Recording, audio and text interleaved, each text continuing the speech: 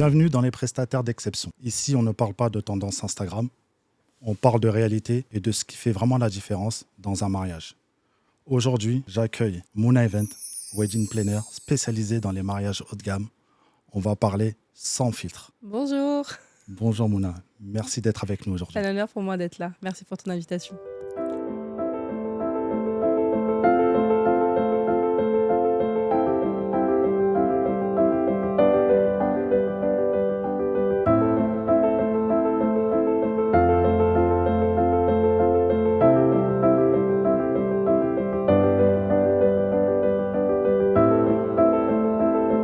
Pour commencer simplement, comment tu définirais ton rôle dans un mariage? Alors, pour commencer, mon rôle, il est essentiel. Moi, c'est vraiment la base d'un mariage. On ne peut pas commencer une organisation d'un mariage si on n'a pas de wedding planner.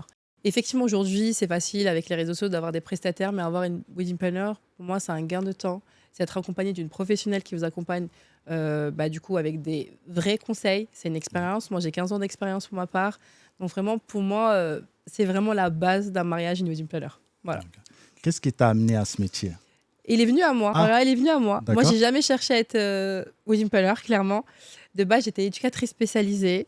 C'était vraiment ma passion. Enfin, j'ai grandi avec ça. Ma vision des choses, c'est faire un travail pour aider les autres. De base, c'était infirmière. La vie a fait que j'ai fini en éducatrice spécialisée. Et puis voilà, éducatrice spécialisée, c'est faire du social. C'est quelque chose, on va dire, c'est de l'humain.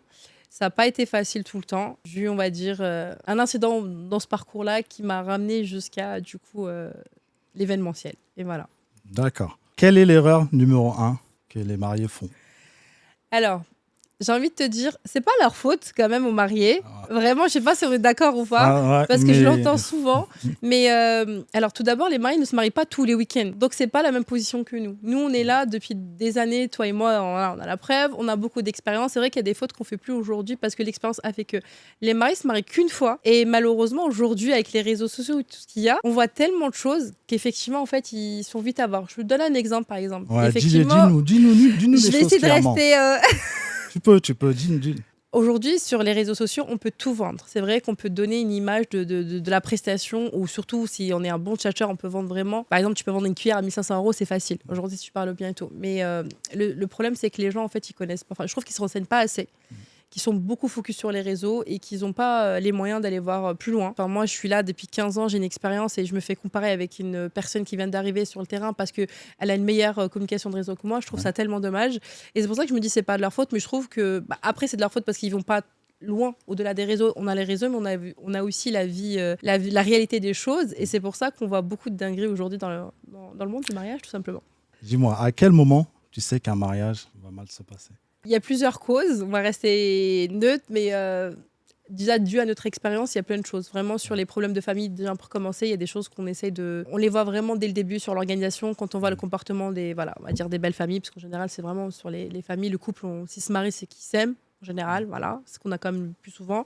Donc ça, pour ça, il n'y a pas de souci, mais c'est vrai que sur les problèmes de famille, sur aussi le choix des certains prestataires, parce que du coup, des fois, moi, je suis sur le poste de coordination et quand je vois qu'ils ont pris des prestataires, je dis pas qu'ils sont pas bons, mais moins chers et que voilà, je sais que je vais souffrir le jour du mariage et je le vois. Donc vraiment, il y a des signes qui font. Tu peux me donner un exemple concret? Alors, Dis-moi.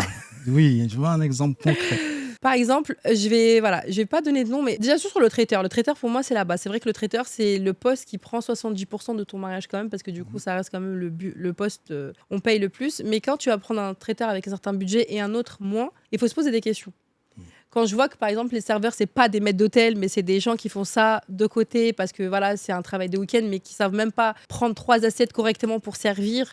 Quand je vois que derrière les cuisiniers, c'est pareil, c'est pas des cuistots, c'est pas des chefs, c'est pas des commis, c'est de la famille qui font ça dans des conditions hygiéniques qui sont horribles. Bien sûr, c'est très bien, c'est comment ça se passe mal. Et quand, par exemple, tu sais déjà les maîtres d'hôtel, et ça prend au moins 5 assiettes qui vont servir, par exemple, un repas juste une entrée en 20 minutes et que derrière, ça sert en 1 heure.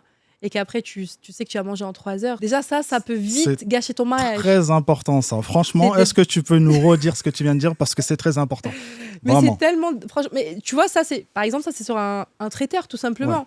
Je vais prendre ton exemple, tiens, la location de voiture. Quand tu sais que, par exemple, tu as des gens qui ont des voitures, voilà, des belles voitures et qui mettent ça en location, ou tu en as d'autres, par exemple, qui sous-traitent pour louer la voiture. Parce que des voitures, avant de te connaître, j'ai eu vraiment pas mal de galères avec cette voiture. Par exemple, je loue une voiture, je parle avec le prestataire et je vois que par derrière, elle n'est pas disponible le jour du mariage. J'ai eu des dingueries comme ça. À 9h, il m'appelle pour me dire la voiture n'est pas disponible. Mais pourquoi? Il me dit oui, mais finalement, le client, il a gardé plus longtemps. Mais c'est pas possible. Tu sais que ça fait 1 an que je t'ai booké, donc c'est pas normal. Et il s'avère qu'en fait, c'était même pas sa voiture. En fait, en gros, c'est de la sous-location. C'est une voiture qui passe par tous les loueurs. Et à la fin, je me retrouve sans voiture. Enfin, des exemples, si tu veux, j'en ai plein, mais on va rester 1 heure sur ça. Mais voilà, ça fait partie des exemples. Dis-moi, est-ce qu'Instagram aide vraiment? Oui, je vais dire oui et non. Parce qu'aujourd'hui, moi, je me retrouve... Effectivement, par exemple, moi, sur mon cas, ça m'aide beaucoup parce que vraiment, j'ai atteint une clientèle que je n'aurais jamais atteint si j'étais que sur un site internet, par exemple les footballeurs. J'ai pas mal d'artistes et tout ce qui va avec. Et effectivement, les réseaux, ça m'a beaucoup aidé. Ça peut aussi nous nuire dans le sens où, aujourd'hui, avec les réseaux sociaux, avec l'IA, avec tout ce qui se passe, on peut créer déjà des faux mariages et les mettre sur les réseaux, comme tu vois. Ouais. Moi, des fois, même il y a des personnes qui sont venues sur mon mariage, ils ont pris des contenus de mon mariage qu'ils ont postés, qu'ils ont dit que c'était eux. Tu vois, c'est vraiment quitte ou double les réseaux sociaux. Et je retrouve des fois des mariages à moi, des choses. Et voilà, c'est vrai que moi, je notifie pas parce que voilà, je me dis non, j'ai plus rien à faire. Mais non, aujourd'hui, ça peut aider comme ça peut nuire, effectivement. Et aussi, ça peut tromper les mariés, comme on s'est dit. Ça fait partie un peu des erreurs que les maris font quand ils cherchent un prestataire. Très, très bien. Qu'est-ce qui fait un mariage d'exception? Alors, c'est un tout pour faire un mariage d'exception. On a besoin de tout. On a déjà on a besoin de prestataires d'exception, ça c'est sûr. Déjà, les prestataires, ça c'est pour moi la réussite d'un mariage, ok, c'est les mariés, c'est leurs invités, mais c'est avant tout la réussite vraiment du travail d'équipe qu'on fournit nous, les prestataires. L'entente des prestataires est super importante. Le choix des prestataires est super important. Leur expérience, leur expertise. Et franchement, ça, pour moi, c'est ça qui fait vraiment un magnifique cocktail pour faire un beau mariage. Et ça, c'est super important. C'est vraiment le choix des prestataires. C'est le détail qui change tout. Chaque détail est important. C'est intéressant. Pourquoi un bon prestataire coûte cher à ton avis? J'aurais pas dit coûte cher parce que on n'a pas un certain coût. On n'a pas la notion, j'ai l'impression du prix. Alors je m'explique. Moi par exemple, je vais prendre mon cas à moi et personnellement à moi. Effectivement, moi déjà la personne qui me dit t'es cher, pour moi elle n'a pas parlé avec moi. Clairement. Pour moi tu me dis pas que t'es pas cher, merci, mais tu rentres pas dans mon budget. Mais je ne suis pas cher. J'ai mon prix. Pour moi, ça justifie. J'ai même pas besoin de me justifier de base. Oui. Vraiment, les clientes qui viennent me voir, qui me disent t'es cher, bah, franchement, j'arrête la conversation et je préfère même pas continuer la conversation. Pour moi, en fait, c'est pas qu'on est cher. Moi, aujourd'hui, je vais te parler de mon cas. J'ai un loyer à payer, j'ai des charges, j'ai une community management, j'ai pas mal de choses à payer. Et notre wedding planner qui va être moins cher que moi, et je te parle en connaissance de cause, n'a pas de bureau, fait ses rendez-vous dans des cafés, dans des McDonald's, et chose que moi je ne fais pas. Et moi aussi j'ai une certaine exigence avec certains prestataires, et certains prestataires, c'est pas que je ne travaille pas avec eux, mais je fais un certain type de mariage avec certains prix pour la simple raison parce que je veux vraiment la réussite du mariage, tout simplement. Mona, on parle sans filtre, alors. Désolée, mais je suis obligée. C'est vraiment intéressant parce que j'aimerais bien que tu puisses le redire une fois, vraiment sans filtre, ce que tu viens d'expliquer. On va revenir sur le prix. Oui, je suis plus chère que certaines, mais c'est normal. Rolio, j'ai 15 ans d'expérience. Je ne vais pas vendre une coordination ou une organisation à une fille qui vient de se lancer, ça fait 15 jours. Bien sûr qu'on peut se lancer. Moi, je suis la première. Je fais des formations digitales pour former des gens. Mais dis-toi que ces personnes-là que je forme, je les aide. Moi, j'ai des filles qui se lancent, qui ne savent... tout d'abord, des anciennes mariées qui se lancent parce qu'elles ont réussi la réussite de leur mariage. Et bravo à vous et je vous félicite. Mais la vie, c'est pas ça. Organiser un mariage, c'est avoir en gros l'un des plus beaux jours de mariée entre tes mains. Oui. Tu peux pas venir faire comme t'as réussi un mariage d'une copine et tu dis c'est pareil. On peut pas jouer avec la vie des gens, c'est ça que je veux dire. On peut pas jouer avec le plus beau jour des mariés. Et surtout derrière il y a pas que les mariés, il y a la famille, il y a aussi les prestataires, parce que je me suis retrouvée à rattraper, alors surtout cette année, beaucoup de mariages de certains wedding planners qui sont lancés et qui n'avaient pas les épaules pour finir. Du coup, en gros, je reprends. Et en fait, ça devient compliqué pour un prestataire qui a l'habitude, qui est professionnel, d'avoir ce genre de personnes, parce que du coup, en gros, on a, par exemple, un photographe et normalement, il est focus sur les mariés, sur leurs photos, mais il va pas gérer la famille, elle va te changer, ça, c'est à nous, wedding planner, de faire ça. Et c'est ça que je trouve dommage, en gros, aujourd'hui, c'est que les gens, ils partent, oui, la vie est dure, oui, la vie, elle a augmenté, mais pour moi, c'est parce que tu prends le prestataire le moins cher que forcément tu vas... J'ai une phrase qui me dit souvent, c'est quand on prend le prestataire le moins cher qui nous coûte le plus cher. C'est lui qui va nous coûter le plus cher, effectivement. Voilà, c'est le pas cher qui vous coûte le plus cher, effectivement. Et ça, franchement, déjà, un client, quand il vient et qu'il me parle de prix, pour moi, il n'a rien à voir avec moi. Parce que pour moi, quand tu viens me voir, c'est pour chercher de l'expérience, pour chercher quelqu'un de professionnel, pour chercher aussi une expertise et surtout pour faire la différence, tout simplement. Totalement. As-tu déjà refusé un client? Surtout pourquoi, dis-nous.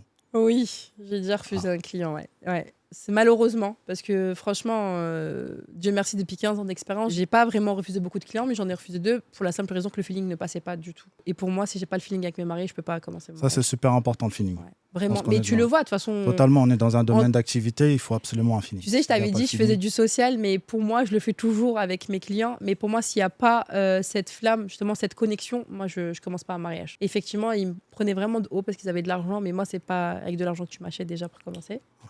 Et un mariage, je rentre beaucoup dans l'intimité de mes mariés, mais du coup, là, ce feeling, je l'avais pas. Et du coup, on le ressent beaucoup, ça, dans notre domaine, malheureusement. C'est que ce côté-là, ça vient beaucoup. Et pour nous, le feeling, c'est mais vraiment tu important. sais, mes clients me ressemblent. Donc, franchement, C'est vrai. j'attire ce que je dégage. Et pour moi, c'est essentiel. Et je pense que c'est pareil, parce que de toute façon, on le voit. Toi, par exemple, je te vois, même quand on a des clients ensemble, le chauffeur était incroyable, il nous a parlé, il nous a rassurés. Et tu vois, ça n'a pas de prix. Je suis désolée. Bien sûr. Ok, il y a l'argent, mais derrière, il faut l'humain. Et ça, c'est pas donné à tout le monde. Et je pense beaucoup, il faut aussi la passion avant tout. Ouais. Je pense qu'aujourd'hui, si Bah, on en ça, est là, c'est la c'est base. vraiment par rapport à la Ouais, passion. ça, Parce c'est que la l'argent base. vient après. Totalement. Vraiment. Totalement. Si tu devais avoir un conseil à donner à un couple, ce serait lequel? Alors, j'en ai plusieurs. Hein. Ouais. Bah, dis-moi, Un conseil choisis-moi. autour de quoi? Vraiment sur l'organisation? Exactement, sur Ouais. l'organisation. Sur l'organisation, en fait, tout d'abord, de faire un mariage qui leur ressemble. Vraiment. Ça, je le dis toujours. En tout cas, chez moi, c'est vraiment primordial. Moi, je commence un mariage qui vous ressemble. Parce que souvent, j'ai des mariés qui viennent, en fait, oui, je veux le même mariage. Je dis, mais est-ce que, par exemple, tu t'appelles un tel ou un tel? Pour moi, c'est... Aujourd'hui, comme je disais tout à l'heure, les réseaux, c'est devenu tellement viral qu'on on me demande limite de faire du copier-coller. Et ça, c'est pas ma signature, c'est pas chez moi. Je leur dis, est-ce que ça te ressemble? Par exemple, se marier... allez, on va prendre l'exemple, rentrer dans une salle de réception avec une dis-nous tout, voiture. Mouna, Au dis-nous. lieu, je sais, dis-nous. parce que moi, mon mari, il est rentré avec ça. On est bien Mais c'est d'accord. son petit kiff. Mais par exemple, je sais qu'il y a des mariés ça leur ressemble pas du tout. Leur mariage, c'est plus dans un château. C'est plus, par exemple, un service à l'assiette, pas un buffet, tu vois. Et moi, pour moi, là, vraiment, mon premier conseil, déjà, faites avec vos moyens Ouais. et faites un mariage qui vous ressemble. Et ça, c'est super important pour moi. Chaque mariage sont différents. Chaque mariage est différent. Même si tu fais copier-coller le mariage de ta copine ou ta cousine ou de tel artiste ou telle influenceuse, ça sera jamais le même. T'as pas les mêmes invités, t'as pas les mêmes. Même tu peux prendre les mêmes prestataires, mais la vibe sera pas là. Ouais. En tout cas, merci beaucoup pour ta Avec grand transparence. plaisir. Merci d'avoir suivi cet épisode des prestataires d'exception. On se retrouve très bientôt avec un nouveau prestataire d'exception.